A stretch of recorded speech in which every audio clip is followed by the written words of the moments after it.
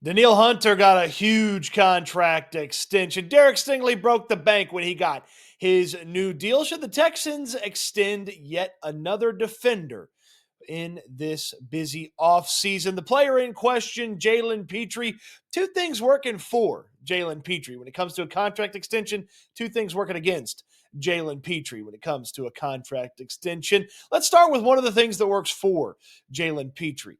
He is an essential piece to the way the Texans like to play defense. Now, I say like to play defense. They don't have to play defense that way. But Christian Harris's injury, the usefulness of Kalen Bullock initially made Jalen Pitre a chess piece for D'Amico Ryans to move around on the defensive side of the ball. And they put him there at that nickel cornerback, star linebacker spot, whatever you want to call it. I just called it the Pitre position. And they played Pitre a lot.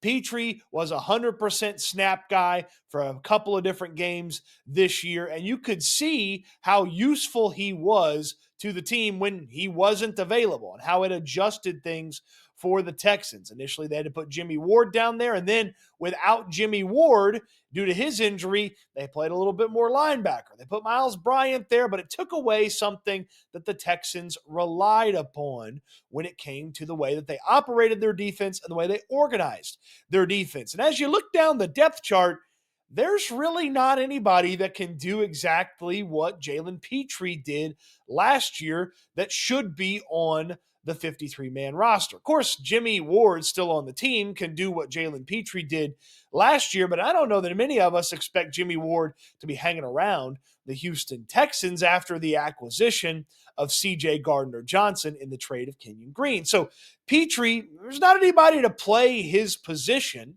And again, the Texans seem to really like putting that extra defensive back, small linebacker, whatever you want to call it, for a Jalen Pitre's setup and spot. They seem to really like that from an organization of their defense standpoint. And without a true contender for that, and three linebackers, it feels so antiquated to put three linebackers on the field. That's something that's really working for Jalen Pitre. Another thing that's working for Jalen Pitre, my goodness, he's just always around the football when the Texans are creating turnovers. When you think back to Jimmy Ward having an interception, Jalen Pitre popped it up in the air. Neville Hewitt in Green Bay, Jalen Pitre was around that. Derek Barnett's big scoop and score on Monday Night Football in Dallas against the Cowboys, yeah, that was because Jalen Pitre flew in there and dominated an offensive tackle for the Cowboys that had picked the ball up and was trying to run with it.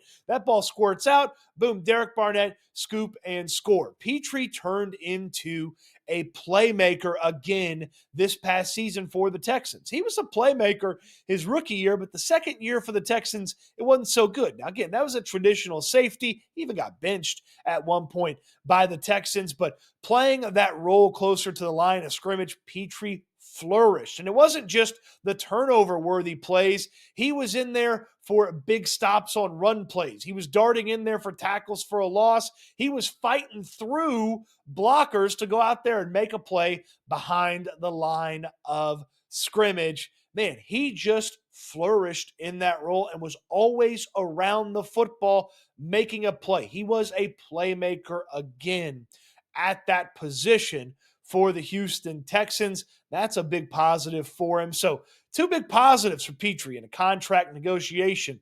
Hey, the Texans kind of need Jalen Pitre for the way that they like to play defense, and he played really well at that position. He was a bit of a playmaker at that position. Now, let's look at the negatives that work against Jalen Pitre. While he was really good around the line of scrimmage, tackles for a loss, tackles, short gains, forcing turnovers, he was not good in coverage. Pitre was the worst defensive back that regularly played in coverage for the Texans. He's the only defensive back that regularly played that allowed a passer rating over 100. He did not force a lot of tight window throws, and he allowed quite a few touchdowns. You think about how the NFL is played with dynamic, impressive slot wide receivers and tight ends winning from the slot. A guy like Jalen Pitre got put into some difficult coverage situations, and it didn't always look good for him. The coverage was not good from that position. I think probably the best example of it is when Davante Adams, and look, Davante Adams is going to get a lot of people, but in New York against the Jets, Davante Adams right past Jalen Pitre. The Texans really never recovered from that. Now, the offense couldn't get anything going, so I'm not blaming Pitre for that loss, but the coverage wasn't good from Jalen Pitre at that slot cornerback, nickelback, star linebacker position. It just wasn't good enough from Pitre. And so that works against him. That's a twofold position.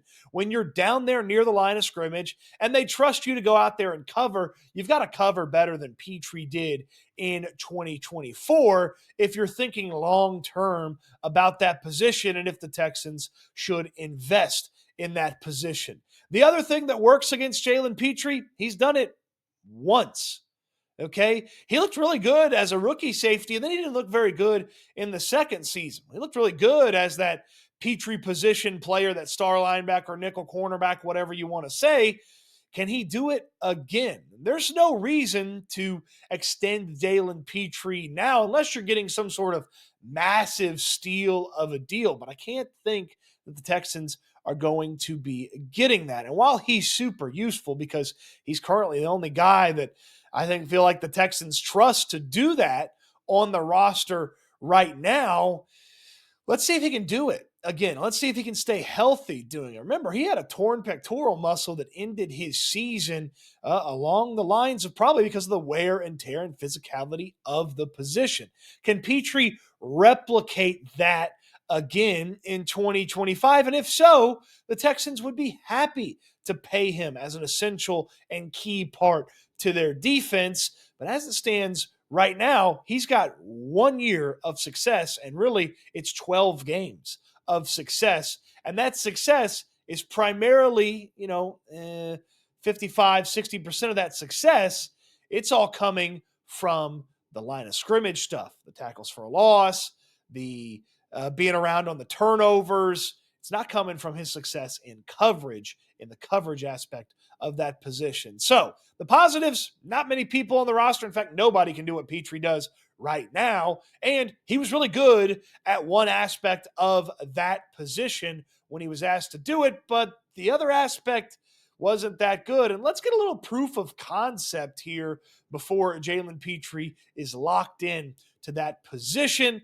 Where do you stand? I'm ultimately in the let's pump the brakes. Let's wait and see if Jalen Pitre can do it again in 2025 before the Texans go and pay him. And if he does, the Texans should be happy to pay Jalen Pitre at the end of 2025. What say you? Extend Jalen Pitre or let it play out here this upcoming season? I'd like to hear from you in the comment section down below. On your way down there, throw me a thumbs up on the video. Subscribe to the channel if you haven't already. Subscribe to SNL, the separate channel where myself and Landry Locker from the Locker Room do a daily show talking about the Texans. That's where the big draft stream is going to be on the first 2 nights of the NFL draft. And be on the lookout for the announcement of the party for day 3 of the draft. We'll all get together, hang out, talk about the first 2 days, watch day 3 play out. It will be a fun one. You don't want to miss out on that. So put that on your calendars. Appreciate you watching the video.